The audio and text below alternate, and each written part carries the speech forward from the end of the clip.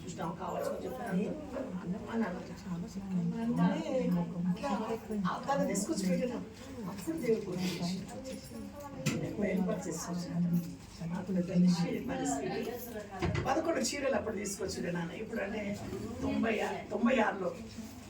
96లో తీసుకున్నాను వచ్చిందని వచ్చిన తర్వాత కొన్నిసార్లు అంటే ఫస్ట్లో తీసుకొచ్చిన తర్వాత ఇక మనకు కొంచెం మానేసిన అయినా కూడా మేము అప్పట్లో ఏదో ఉత్తర తీసుకొని వచ్చి లత పోయి అక్కడ మేము ఎట్లా తీసుకొచ్చి అక్కడ 1,50 రూపాయలు చీర 200 రూపాయలు అంత తీసుకొచ్చి నెల కింద అట్లా కట్టుకున్నాను. ఒక్కోసారి దేవుడు నాకు బయలుపడితే ఏది ఉంటుంది అన్నాడు. అయితే మొన్న కూడా ఏమని అంటే పాప వద్దు పాప అన్నట్టు లేదు సాయం చేస్తాను. ఓనో లేదమ్మా నేను తప్పనిసరిగా దేవుడు నాకు ఫస్ట్ దేవుడు బయలుపరిచింది కదా నువ్వు తప్పనిసరిగా పోవాలని ఫస్ట్.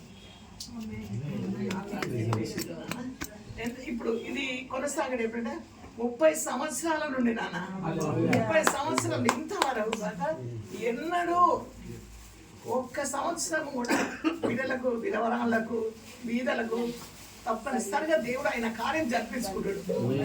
ఏదో విధంగా పండుగైతే దేవుని స్తోత్రం. అప్పట్లో మరి మేమందరు చిన్న కలుసుకొని ఉప్పు పప్పు ఒకడు పాకెట్ నూనె పాకెట్ అని అప్పట్లో వేసి మేము చేసుకునే వాళ్ళం. దేవుని స్తోత్రం. మన కాదు మన అంటే దేవుడు ఇచ్చి చూడు అని చెప్తాడు. ఇచ్చేదైనా నాకు చాలా భయం ఆయన యథార్థంతో చెప్తాడు. దైవ సేవకుల ముందు ఇప్పుడు పేదల ముందు అననీయ సఫర్ ఏమన్నారు పరిశుద్ధాత్మని ఎందుకు అబద్ధం దేవస్థానం వాళ్ళు ఆయన అంటారు అమ్మ నీకు మెడికల్